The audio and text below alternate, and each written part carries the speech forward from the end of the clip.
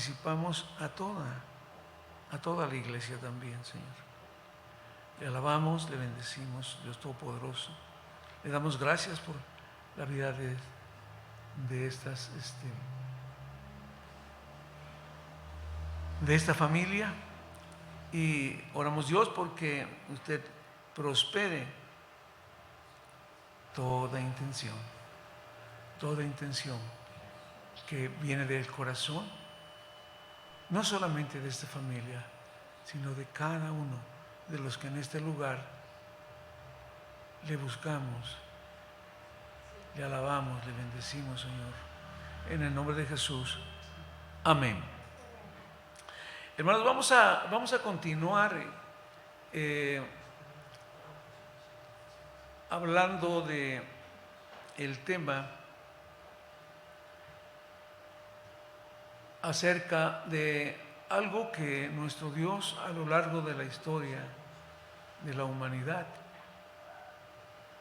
a lo largo de la historia de la humanidad, ha tenido tratos con la misma, y decimos, ha hecho pactos con ella. Nuestro Dios es un Dios de pactos. Ya iniciamos con este tema de los pactos, ¿lo recordarán? Nos quedamos en el tercero o cuarto pacto, son 7. Y justo el apóstol Pablo, al mencionar las palabras del Señor Jesús en la institución de la Santa Cena, menciona esta palabra. ¿Sí lo recuerda? Cuando levanta la copa el Señor Jesús en la cena, ¿sí? Y Él se refiere a la copa que aclara es la sangre del nuevo pacto. Y ahí surgió el nombre del tema que hemos estado tratando.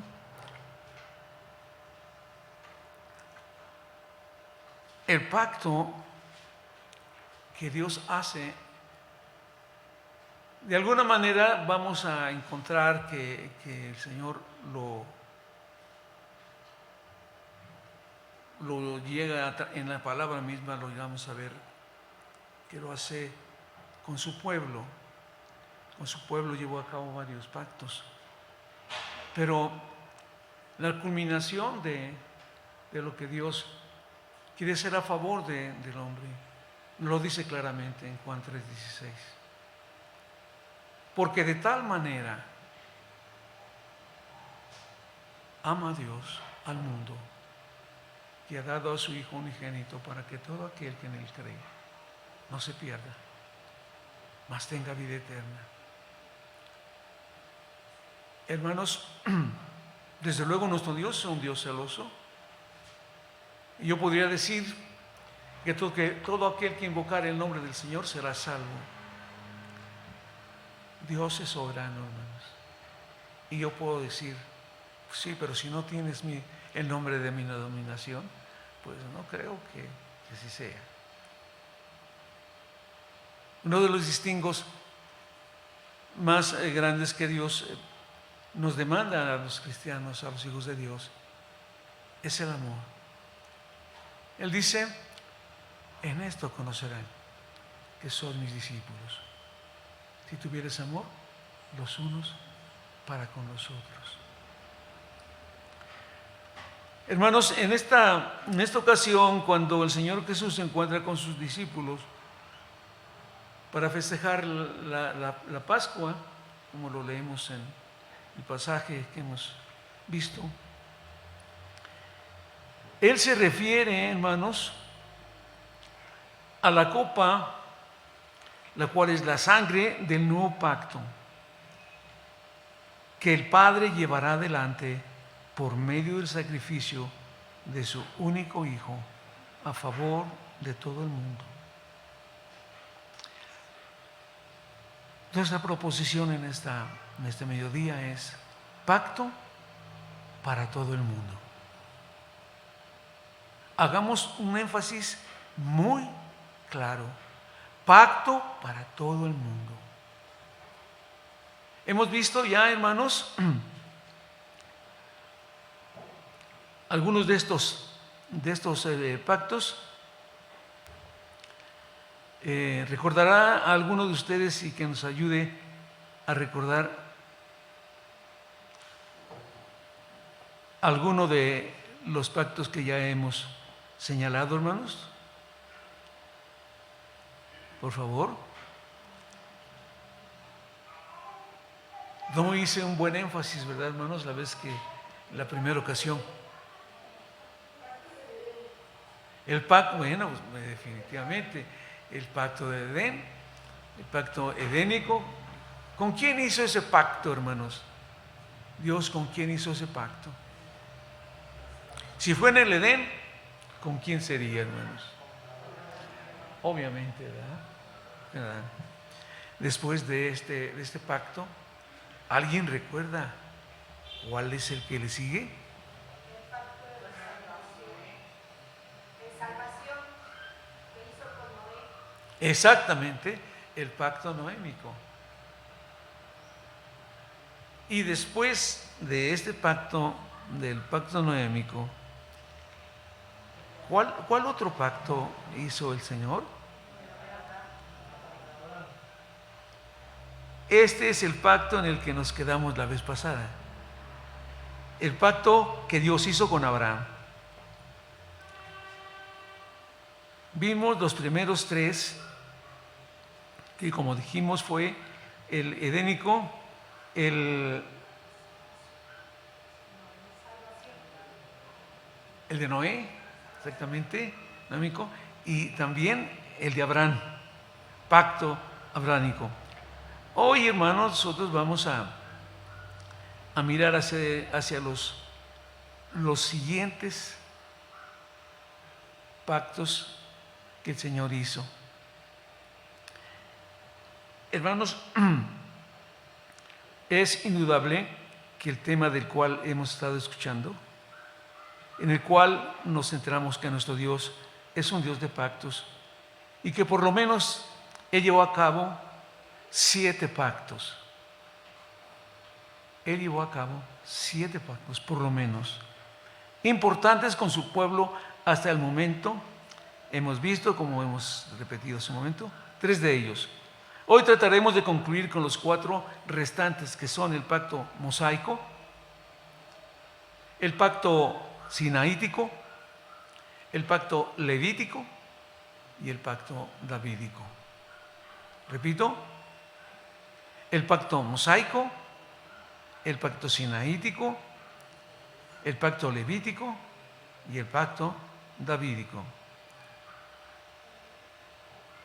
Nuevamente, nuestra propuesta es Dios de pactos. Y como ya hemos señalado, hoy abordaremos los 4 pactos restantes de los 7 que la Biblia, la palabra de Dios, nos presenta. El que sigue, el de Abraham, es el pacto mosaico o sinaítico. Por favor, hermanos, Éxodo capítulo 6, versos de 2 al 8. Éxodo 6, de los versos 2 al 8. Leemos, hermanos, por favor, ¿cómo dice la palabra del Señor?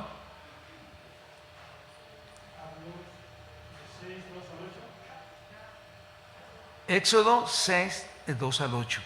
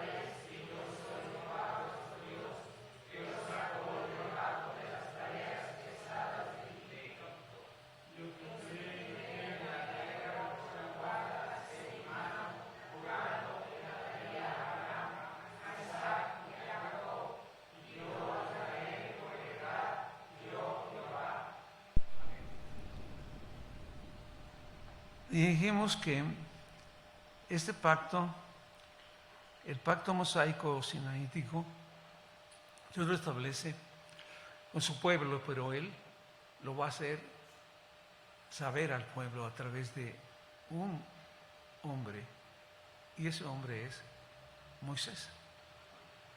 Con Él es con el que trata el Señor. Y como hemos leído,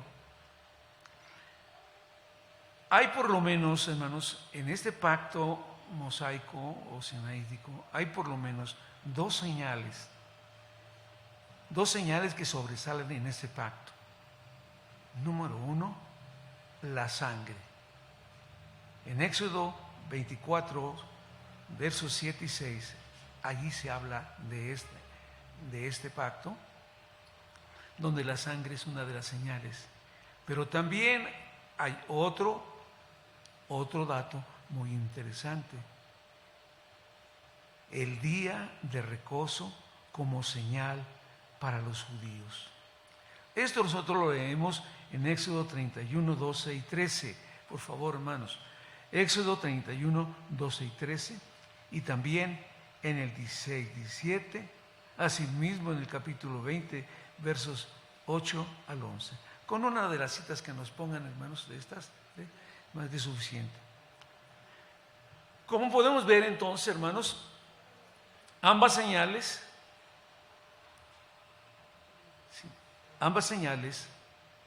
van a ser muy bien definidas y características de este pacto con Moisés en el Sinaí. ¿Cuáles dijimos que eran, hermanos? La sangre y el día de reposo. Sin introducirnos mucho en detalle, así de pronto, vayamos hasta el tiempo del Nuevo Testamento. ¿Seguía la sangre siendo una señal importante? Bueno, es tan importante como que el Señor Jesús dice que levantó la copa y dijo, esta copa es la copa del nuevo pacto en mi sangre. Entonces, podemos ver, hay ciertos lineamientos que el pueblo siguió conservando. Y en el caso de el pacto mosaico, ahí está incluida la sangre, pero también algo que nosotros leemos incluso en el Nuevo Testamento, el día de reposo. El día de reposo para la iglesia, para el pueblo judío fue algo que quedó ahí y lo observaron y lo siguen observando, hermanos. El pueblo judío sigue observando el día de reposo. Y estos ambos son señales principales para los judíos. Y como podemos ver, ambas señales, hermanos, son permanentes, pues llegó el tiempo de gracia y aún permanecían estas.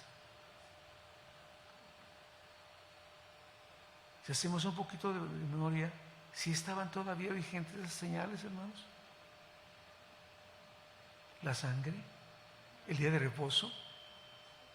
Yo inmediatamente me quedé pensando, y creo que donde lo comenté fue uno de los devocionales, de los 3 días que estuvo el Señor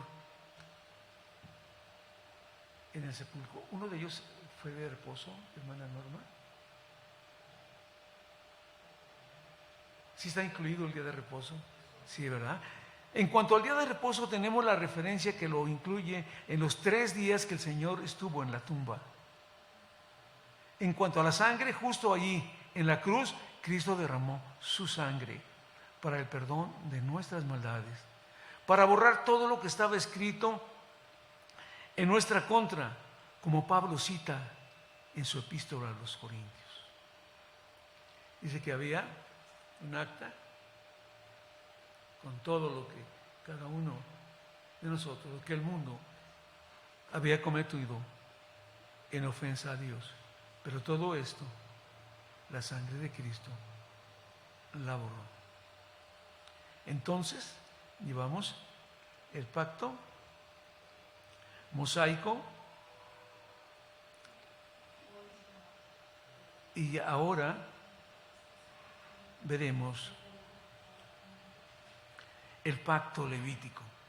Fíjense, hermanos, que les voy a hacer un comentario acerca de una acción que tomó un pastor muy apreciado, hermanos, y muy conocido en la comunidad cristiana en Atizapán. Se convirtió una mujer al cristianismo y ella vendía toda clase de amuletos y hierbas. ¿Han visto esos negocios allí en Las Vegas? ¿No han llegado a verlos? Donde ven veladoras, ¿no? Muchas. Todo eso es para, pues son artículos de superchería. Cuando se convierte esa mujer, ella les pide que la acompañen porque quiere destruir todo eso. No quiere conservar nada. Y me platicaba nuestro hermano pastor que lo primero que hicieron fue arrojar sal. Oye, hermano, ¿pero por qué? ¿Qué tiene que ver eso? Hermano dice, pues no has leído en la Biblia la sal. Es una manera de presentar ofrenda al Señor. Me quedé sin entenderlo claramente, hermanos. O sea, estaban renunciando a todo eso y arrojaron sal como señal de que lo ofrecían, si que renunciaban a ello y buscando agradar a Dios. Bueno, en el pacto levítico, hermanos, que es un pacto condicional, como lo podemos leer en el Deuteronomio 7, capítulo 7, del 6 a 11, la señal del pacto sería la sal que debían de rociar en las ofrendas y holocaustos que ofrecían. Lo podemos corroborar, hermanos, leyendo Levítico, capítulo 2, verso 13. Llegó a ser súper importante el uso de la sal, algo que en la iglesia actual, pues yo no lo veo por ningún lado, pero Dios lo permitió en su tiempo, y estamos hablando con el pacto levítico. Y cuando hablamos de el pacto levítico, estamos hablando de pacto con levitas, hermanos. ¿Sí se recuerdan, hermanos, que Dios apartó a una tribu? Dios apartó a una tribu para el servicio.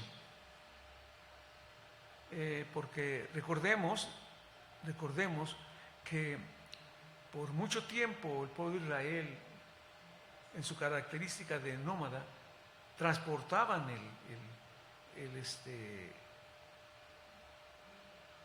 todo lo que conformaba el lugar de adoración.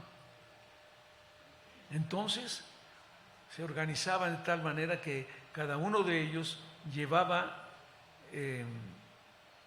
se repartían bien definidamente qué es lo que cada uno tenía que llevar. Y desde ese tiempo ya la tribu de Leví tenía su tarea muy bien definida. ¿Alguien recuerda a un personaje muy conocido de la tribu de Leví, hermanos? Bueno, desde luego, ¿verdad? Pero este es otro más joven, hermanos.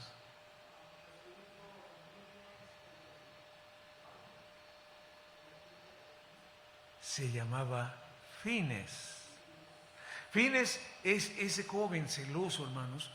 El pueblo de Israel se encontró en un tiempo de grande prueba. Dios desató sobre el pueblo de Israel un castigo tremendo, una mortandad tremenda. Y fíjense lo que es la insensatez, hermanos, lo que es la insensatez del hombre. Dios mandando juicio, y en pleno juicio, hermanos, un hombre, ahorita se me fuga el nombre del personaje, pero uno, dice la Biblia, que tomó a una joven que no, obviamente no era judía, y la llevó a su tienda. Fines es este joven que dice la Biblia que a los dos hermanos los sacrifica. O sea, tan grande su celo de Fines que a los dos los sacrifica. Todo esto son detalles dentro de lo que está considerada la etapa del pacto levítico, un pacto condicional, un pacto donde la señal sería la sal que debían de rociar en las ofrendas y holocaustos que ofrecían. Hermanos, de los levitas que eran responsables de este trabajo, se puede nombrar, obvio, era de la tribu de Leví. Fines era de la tribu de Leví. Muy conocido, ¿verdad? Este personaje. Esto lo podemos leer en Números capítulo 25, versos 12 y 13. Como podemos ver, hermanos, Dios escoge de la tribu de Leví un servidor especial. Y como hemos dicho, es Fines. Pero en sí, todos los levitas serían servidores. Hermanos, cuando veía yo este asunto, me recordé. No sé si algunos de ustedes no recuerdan que un tiempo hicimos énfasis en que todos los servidores eran ¿qué? Levitas. ¿Sí se acuerdan que hicimos énfasis? Es más, tuvimos un estudio, hermanos, especialmente. Tuvimos un estudio. Es un gran privilegio servir, porque nos estamos identificando con nuestro Salvador. Nos estaríamos identificando con nuestro Salvador, el cual dice que porque el Hijo del Hombre no vino para ser servido, sino a servir, a dar su vida por otros. Si hay algo, hermanos, que debe identificar al pueblo cristiano, es esto: ese espíritu de servicio, esa disposición por servir, de manera tal que podamos mostrar algo que es muy peculiar entre el pueblo cristiano. Por la semana en el devocional hacemos énfasis a una expresión,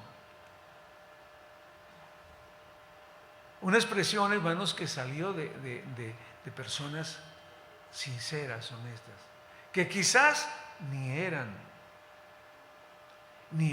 solidarias con el cristianismo, pero al inicio del cristianismo, hermano, había tal unidad, tal cohesión entre los que habían creído, que dice que no había necesidad, hermano, entre ellos.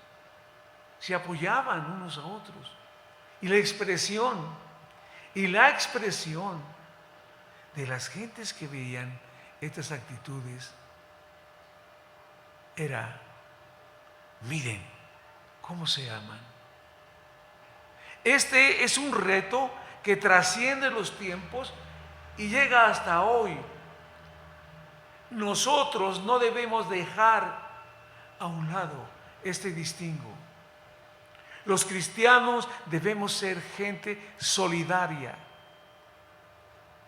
Pero así como debemos ser gente solidaria, también debemos ser gente agradecida. Porque tenemos que reconocer que a lo largo de nuestra vida Dios pone incluso personas que lo conocen a su manera y que han llegado a extender su mano para bendecirnos. De ese tamaño, hermanos. de ese tamaño. Para Dios no hay límites. Él ha usado para bendecir a su pueblo, aún a personas que no creen como Él lo establece en su palabra.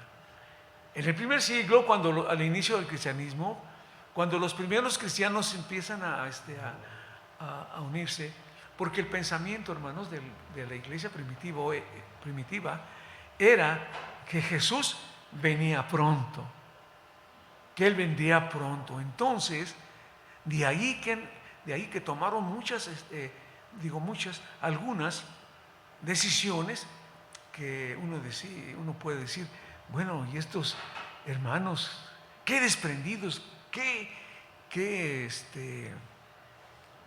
fieles. Bueno, sí, pero había en el pensamiento de los primeros cristianos que Cristo venía pronto, que Él venía pronto. No sé cuántos han tenido la curiosidad de ver en uno de nuestros vehículos que dice Maranata.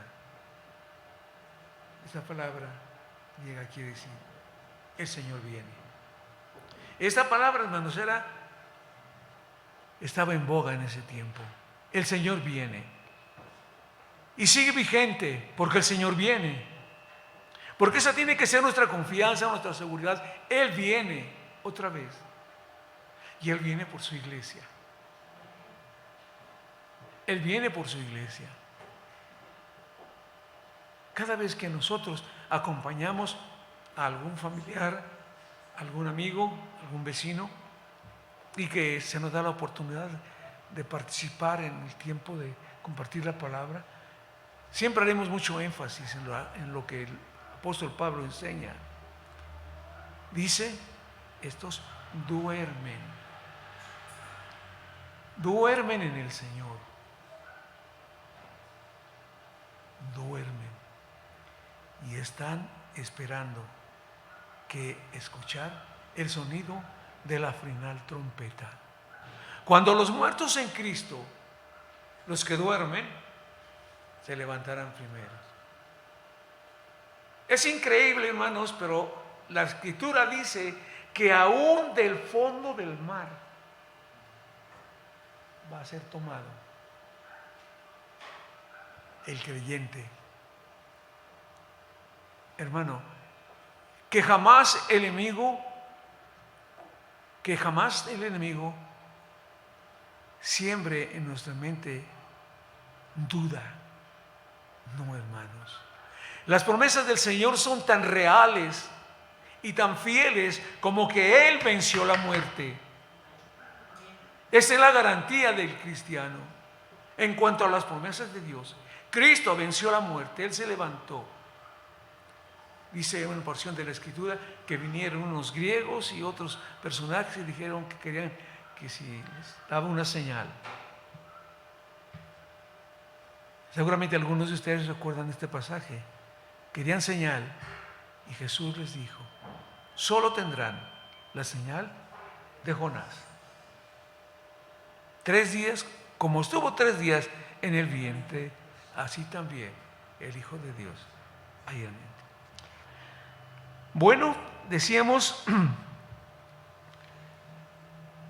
que como número 3 está el pacto davídico, el cual lleva el Señor adelante con David. ¿Qué dice el Salmo 89 en los versos 3 y 4, hermano? Lo leemos todos, por favor.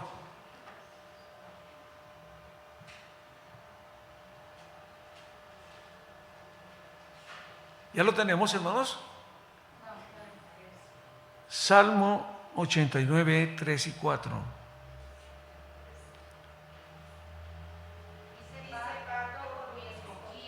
Lo leemos, hermanos, por favor, todos. Gracias, María.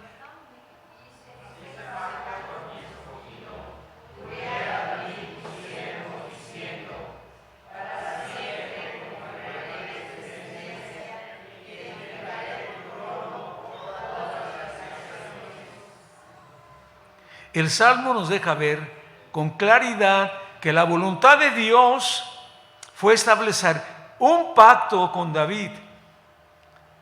Esas palabras encierran ese pacto. Mi elegido, mi siervo. Escuchemos nuevamente, hermanos, las palabras del Señor. Hice pacto ¿con quién?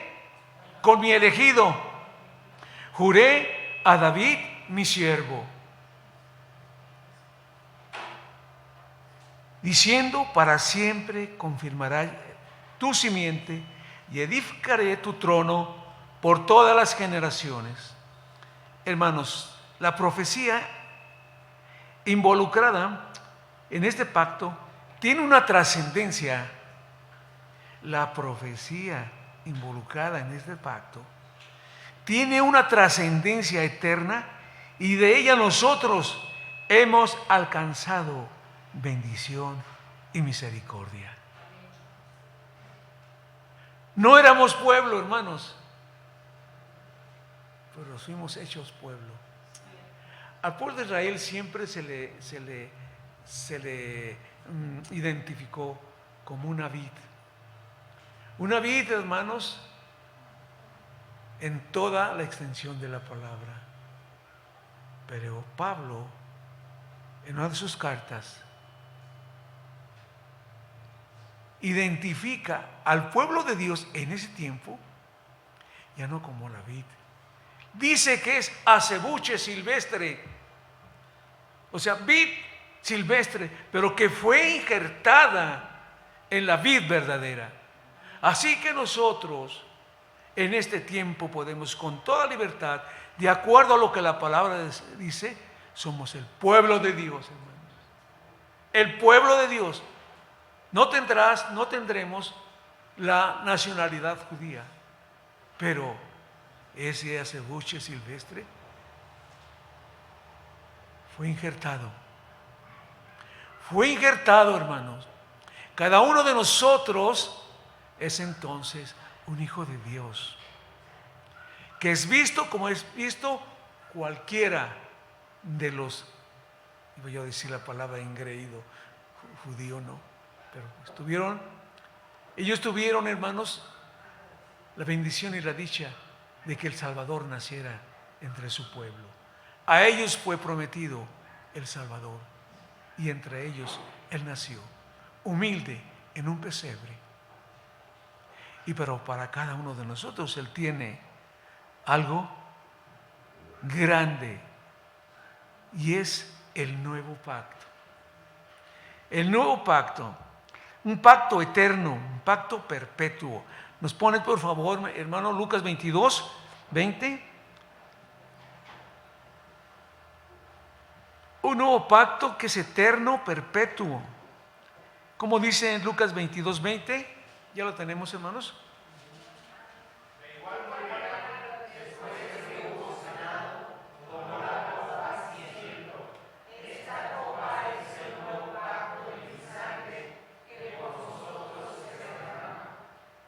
Amén.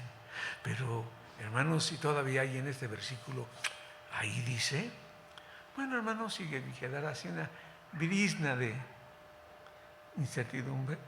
¿Qué les parece Juan 3:16? Porque de tal manera ama Dios al mundo, que ha dado a su Hijo unigénito, para que todo aquel que en Él crea. Se acabó solamente el judío. Porque de tal manera ama Dios al mundo, no solamente a un pueblo, al mundo. ¿Sí? De tal manera ama Dios al mundo, que ha dado a su Hijo unigénito, para que todo aquel que en Él cree no se pierda, mas tenga vida eterna. Hermanos, todos los pactos tuvieron su tiempo de vigencia. Pero con respecto a este pacto, hermanos,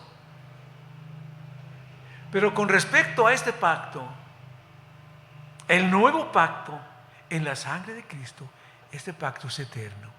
Se acabó el noémico, se acabó el adámico, se acabó el de que se estableció con los levitas. Todo esto se acabó. Pero este es eterno. Y en ese pacto eterno está cada uno de nosotros. Dice la Biblia que un día regresaron los discípulos y Jesús los vio muy contentos. Los vio muy contentos y él quiso saber cuál era la razón.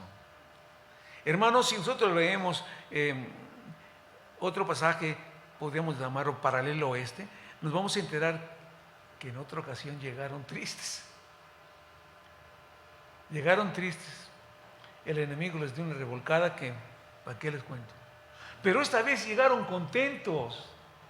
Esta vez llegaron contentos y el Señor los abordó de inmediato. Digo, ¿saben cuál era la razón? Dice, Señor, es que los demonios se nos sujetaban. ¿Y qué creen, hermanos? A lo mejor, a nuestra manera, hemos sujetado demonios. A nuestra manera y en nuestro entorno y forma de vida, luchando contra cosas tremendas y que hemos, en el nombre del Señor, salido adelante. Y más de uno seguramente nos ufanamos y decimos, gracias a Dios, porque yo estaba allí, revolcándome en el cielo, pero Él me tomó de la mano, como dice el canto, y de ahí, de entre la basura, tú me levantaste.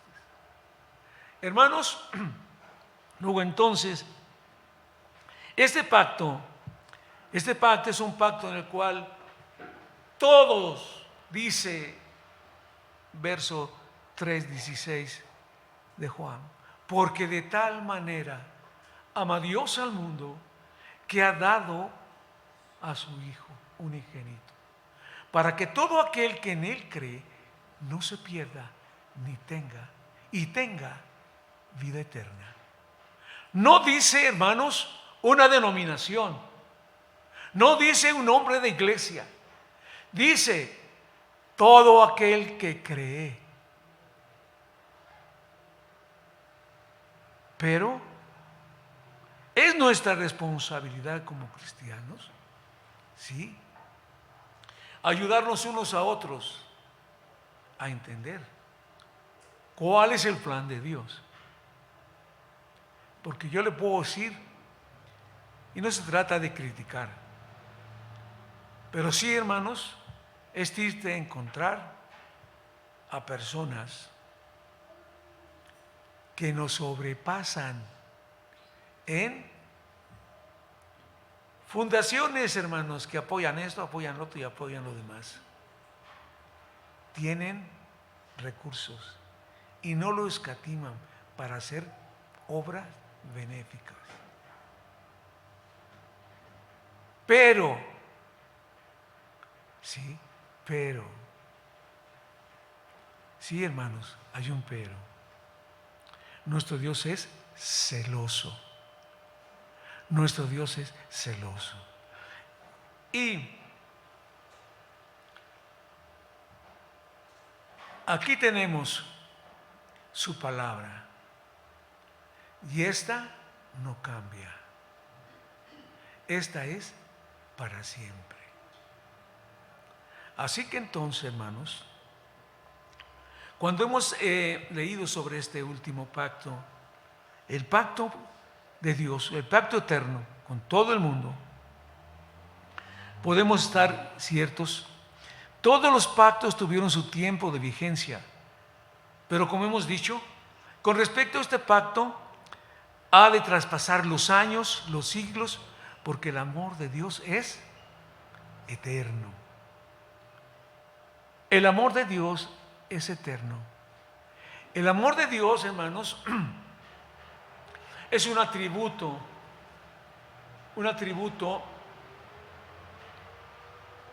moral de Dios. ¿Por qué decimos moral? Tiene que ver con su carácter. Y este no está ahora así, mañana no está intermitente. El amor como atributo divino, como atributo moral de Dios está siempre. Entonces, el amor de Dios es eterno.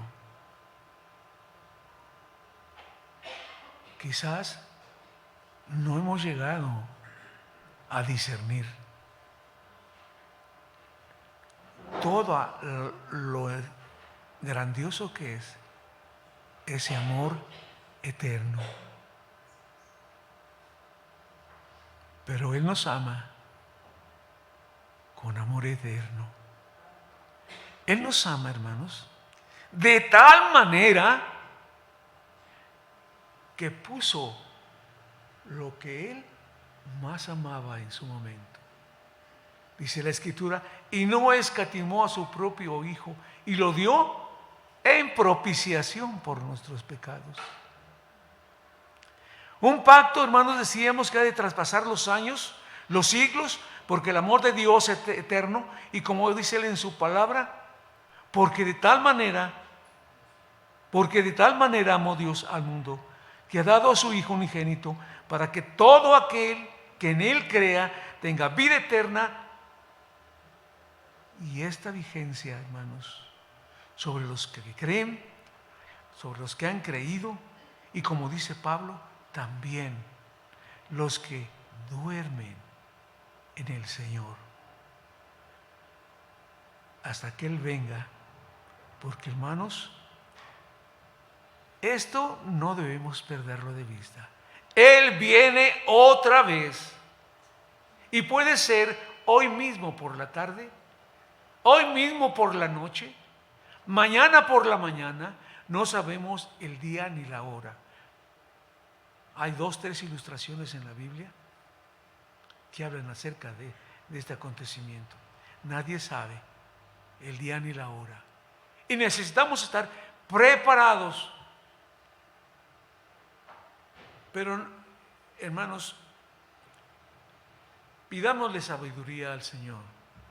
No se trata de que traigamos nuestra credencial de que yo soy de la iglesia fulana de tal. No, hermanos, no va por ahí. No se trata de credenciales.